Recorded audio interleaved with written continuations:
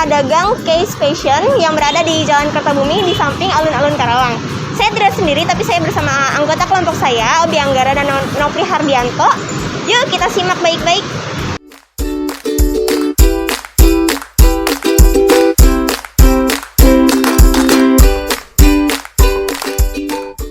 Nah, kita udah bareng sama pengelola butik Case Fashion. Teteh namanya siapa nih? Elia. Oh, Teteh Elia. Teteh Elia udah ngelola butik ini dari kapan? Dari 2 tahun yang lalu. Kalau ownernya sendiri siapa?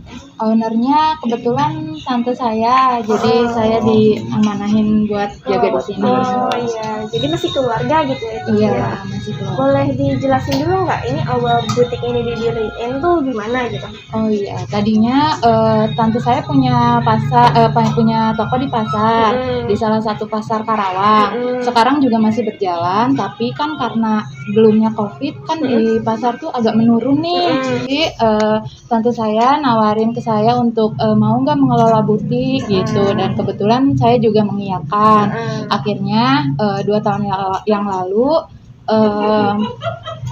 terdirilah butik ini gitu, dan alhamdulillah setahun yang lalu itu omsetnya lebih besar di sini daripada di pasar. Gitu. Kalau di pasar sendiri mulainya tahun berapa? 10 tahun yang lalu. Oh, udah lama ya. Berarti berdirinya butik ini dari tahun 2019. Iya. Iya, dari tahun 2019 ya. Sementara untuk usaha butik sebelumnya yang di pasar itu udah 10 tahun yang 10 lalu. tahun. Jadi mungkin ini lebih ke cabang keduanya ya, untuk usaha butik ini.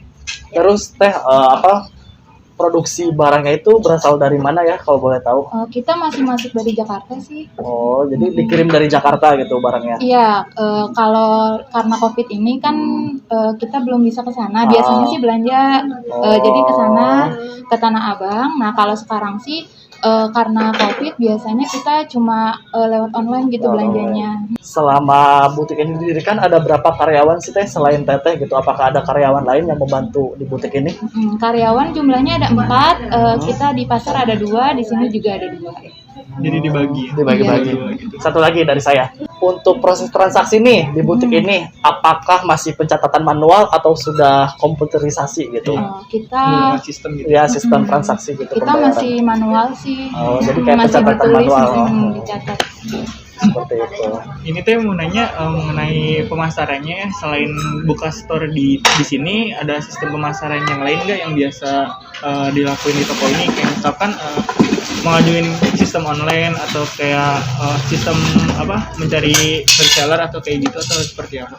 Oh, kalau untuk pemasarannya paling kita masih offline, untuk nawarin ke reseller juga kalau misalnya dia untuk menjual lagi gitu barangnya. Kalau misalnya untuk online-nya paling di Instagram. Kita masih di Instagram, iya. Ada akunnya ya? Ada Boleh akun. tahu akunnya apa tuh? Akunnya Case Fashion 01.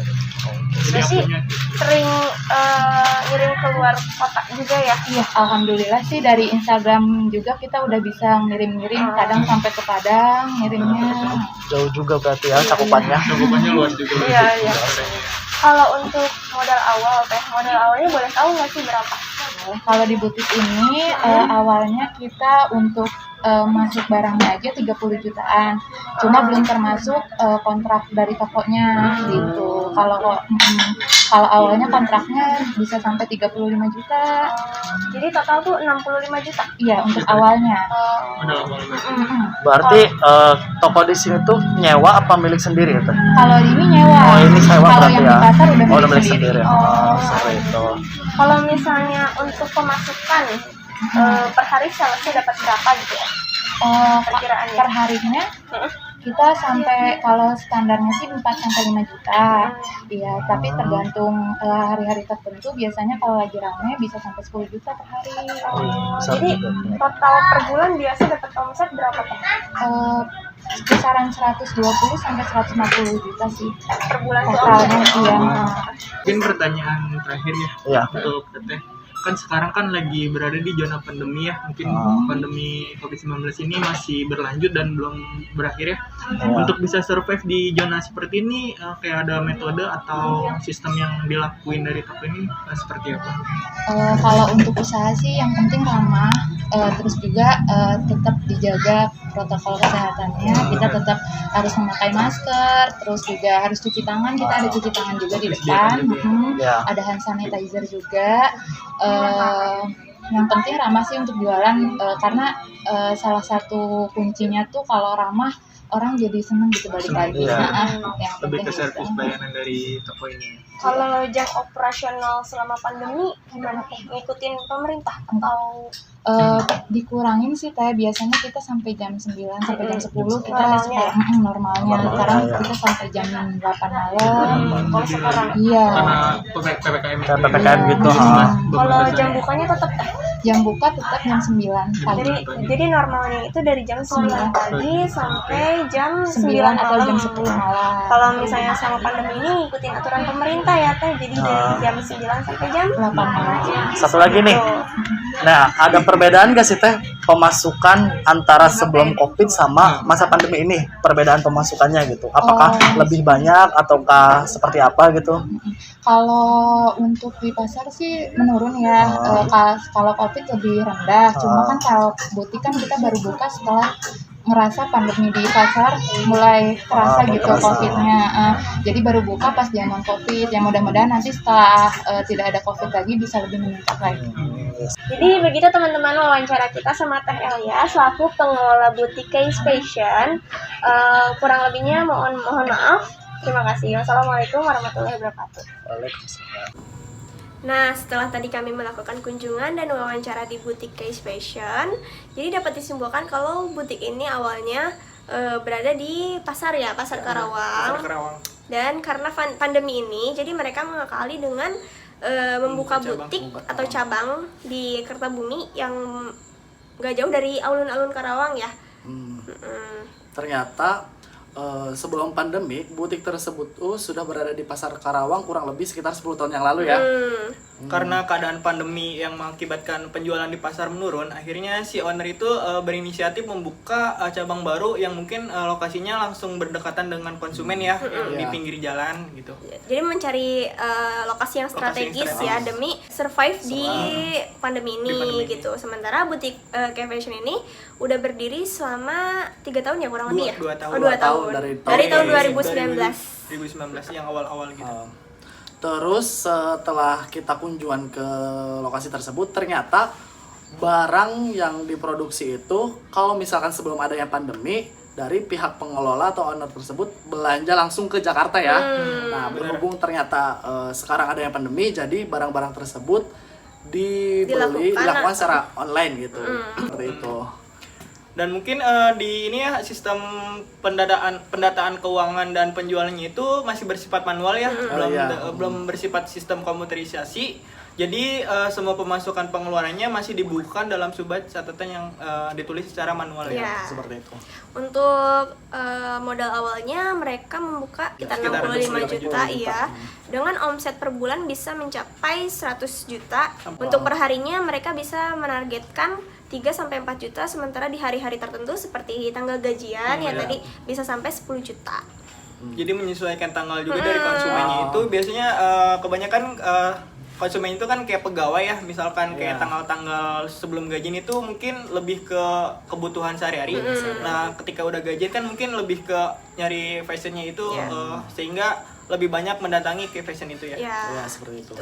Untuk masalah karyawan sendiri, saat ini Case Fashion itu udah mempunyai 4 karyawan ya. Yang 2 ada di pasar, yang 2 lagi di butik tersebut.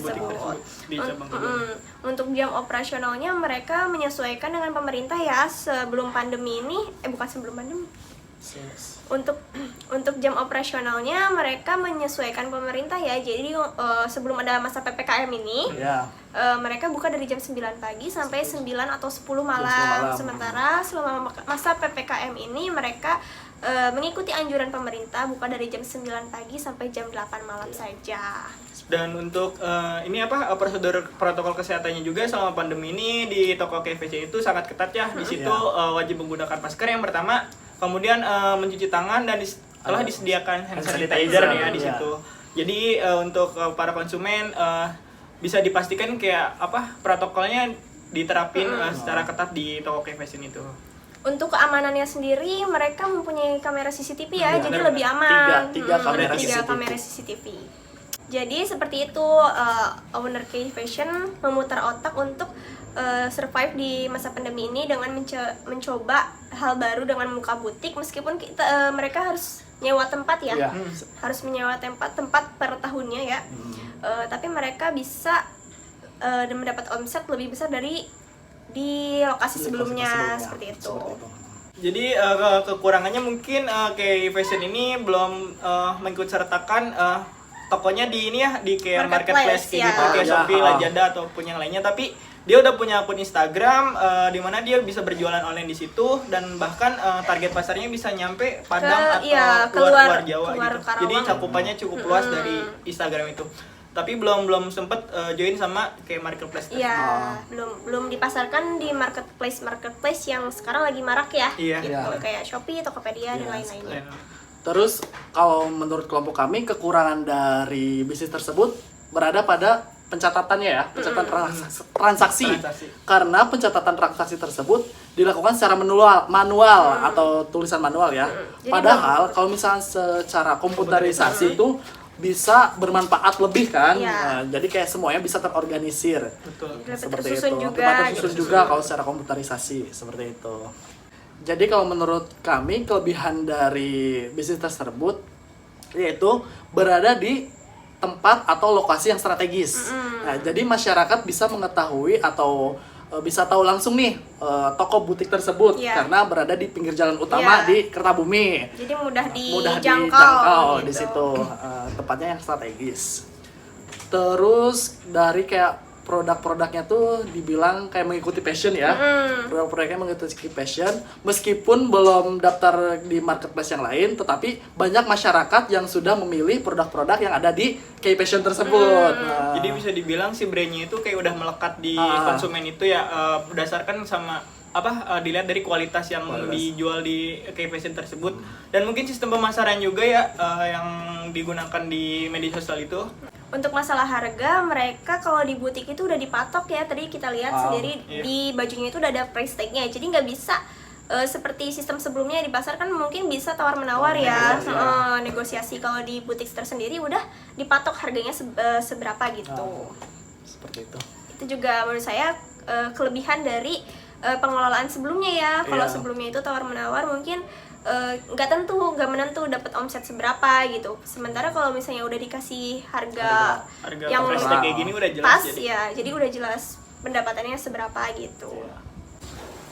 Oke, demikian presentasi kunjungan industri dari kami di bidang penjualan, di mana kami mengunjungi K-Fashion yang terletak di Jalan Kertabumi, tepatnya itu di dekat alun-alun Kota Karawang ya.